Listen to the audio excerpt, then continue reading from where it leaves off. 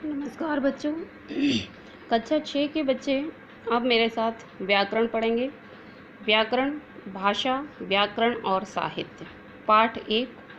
बच्चों, पहली वीडियो जो मैंने आपको दी थी उसमें बताया भी था मैंने आप लोगों को कि आपका हिंदी रीडर का पूरा कार्य हाफ ईयरली एग्ज़ाम तक का, अर्धवार्षिक परीक्षा तक का पूरा हो चुका है। उम्मीद करती हूँ वो कार्य आपने पूरा कर लिया होगा और अपनी नोटबुक को अच्छी तरह से कवर करके, नाम लिखे, कार्य पूरा करके संभाल के रखेंगे। आज बच्चों हम शुरू करेंगे हिंदी व्याकरण का पाठ 1, भाषा, व्याकरण और साहित्य। पर उससे पहले बच्चों मैं आप लोगों को एक बार फिर से यही कहना चाहूँगी कि कोरोना महामारी के चलते घर पर रहिए, सुरक्षित रहिए। और आपके माता पिता से कहूँगी कि जो बच्चे ऐसे हैं जिनकी फरवरी मार्च की कोई फ़ीस रह गई है तो जल्दी से जल्दी विद्यालय में फ़ीस जमा करा दें। चलिए बच्चों शुरू करते हैं पाठ 1, भाषा, व्याकरण और साहित्य। मनुष्य एक सामाजिक प्राणी है। समाज में रहकर उसे लोगों के मध्य अपने मन के भाव और विचार प्रकट करने की आवश्यकता होती है। इसकी पूर्ति हेतु उसे भाषा की आवश्यकता होती है। भाषा के द्वारा एक मनुष्य दूसरे मनुष्य के साथ, एक समाज दूसरे समाज के साथ अपने भावों एवं विचारों का आदान प्रदान करता है। अर्थात कहने का तात्पर्य है कि समाज में रहने वाला हर मनुष्य एक सामाजिक प्राणी होता है और उसे अपने विचारों को व्यक्त करने के लिए या एक अपने मन की बात को एक दूसरे तक पहुंचाने के लिए भाषा का प्रयोग करना पड़ता है। और जिन विचारों के द्वारा हम अपने भावों को एक दूसरे तक पहुंचाते हैं वही हमारी भाषा कहलाती है। बच्चों, इसकी अब परिभाषा पढ़ते हैं हम कि भाषा की परिभाषा क्या होती है। जिस माध्यम द्वारा मनुष्य अपने मन के भावों और विचारों को दूसरे के समक्ष प्रकट करता है और दूसरों के भावों और विचारों को भली प्रकार से समझता है, उसे भाषा कहते हैं। अर्थात कहने का मतलब है एक ऐसा माध्यम जिसके द्वारा एक मनुष्य दूसरे मनुष्य तक अपने मन के विचारों को पहुंचाता है, उसके सामने अपने विचारों को रखता है और दूसरा व्यक्ति उसको आसानी से समझ लेता है, उसे ही हम भाषा कहते हैं। भाषा के अंतर्गत भावों और विचारों का यह आदान प्रदान बोलकर या लिखकर किया जाता है। अब यहाँ बताया जा रहा है कि भाषा को हम बोलकर या लिखकर दो तरह से प्रकट कर सकते हैं।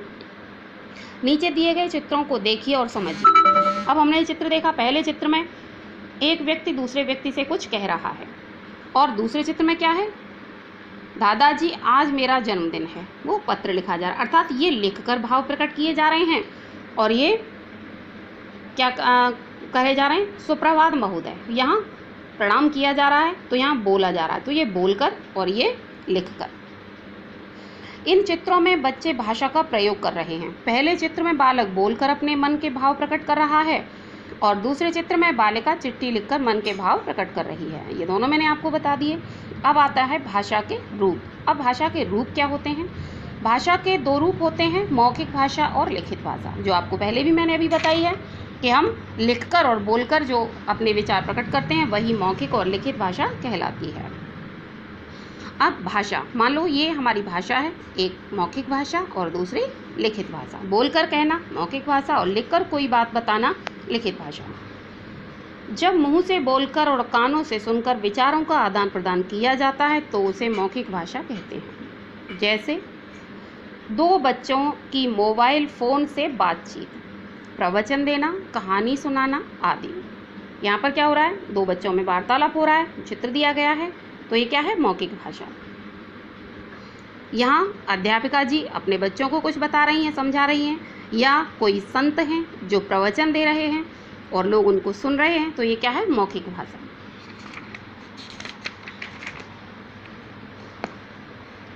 आगे, जब कोई लिखकर अपने विचार प्रकट करता है और दूसरा पढ़कर उसके विचारों को समझता है तो उसे लिखित भाषा कहते हैं। अखबार, पत्र, पुस्तक आदि में लिखित भाषा का प्रयोग होता है। अब हम कोई बात जब दूर किसी के पास तक पहुंचा रहे हैं तो हम बोलकर नहीं पहुंचा रहे, लिखकर पहुंचा रहे हैं, तो वो लिखित भाषा होती है, क्योंकि दूसरा व्यक्ति जब उसको पढ़ लेता है तो उसको समझ लेता है। जैसे अखबार, जो समाचार पत्र होते हैं, ये लिखित भाषा का माध्यम है। देश विदेश दुनिया की खबर इसमें लिख करके आती हैं और पाठक इसको पढ़ते हैं, तो ये हमारी लिखित भाषा है। या किसी को पत्र लिखकर भेजना, ये हमारा लिखित भाषा का माध्यम है। कई बार संकेतों द्वारा भी मन के भाव प्रकट किए जाते हैं। कई बार हम बिना बोले और बिना लिखे अपने मन के भावों को इशारों से प्रकट करते हैं। जैसे अब इसमें देखिए, छोटा बालक जो अभी बोलना नहीं जानता, वह किसी वस्तु को लेने के लिए माँ को इशारे से बताता है। छोटा बच्चा है, कोई वस्तु उसे दिखाई दे रही है, लेकिन उसका नाम उसे नहीं पता, वो अभी बोलना नहीं जानता, तो वो उसकी ओर इशारा कर देता है, उंगली उठा देता है, अर्थात वो उसको लेना चाहता है। दूसरा, चौराहे पर खड़ा यातायात सिपाही भी वाहनों को रोकने और आने जाने के लिए संकेतों का प्रयोग करता है। जैसे ये चौराहे पर व्यक्ति खड़ा है, आप लोगों ने अक्सर देखा होगा, ट्रैफिक जहाँ पर होता है, ट्रैफिक चौराहों पर जो यातायात का सिपाही होता है वो एक हाथ को उठाता है और दूसरे हाथ को सीधा कर देता है, अर्थात वो संकेतों के द्वारा ये स्पष्ट करता है कि कब कहाँ रुकना है और कब किधर जाना है। उपर्युक्त चित्रों से व्यक्त होने वाली भाषा को सांकेतिक भाषा कहते हैं, और इन चित्रों में जो भाषा बताई गई है क्या कहलाती है? हमारी सांकेतिक भाषा। मूक बधिर संकेतों द्वारा बातों का आदान प्रदान करते हैं। ये विशेष में, अर्थात जो मूक माने जो बोल नहीं सकते, बधिर माने जो सुन नहीं सकते, वो लोग क्या करते हैं? संकेतों के द्वारा ही अपनी भाषा का प्रयोग करते हैं। स्मरण रहे कि संकेतों के द्वारा सभी तरह के भावों को प्रकट करना संभव नहीं है, इसलिए सांकेतिक भाषा को भाषा के रूप में मान्यता नहीं मिली है। ये हकीकत है, ये सत्यता है कि हर बात को हम संकेतों के द्वारा प्रकट नहीं कर सकते, इसलिए सांकेतिक भाषा को मान्यता नहीं दी गई है।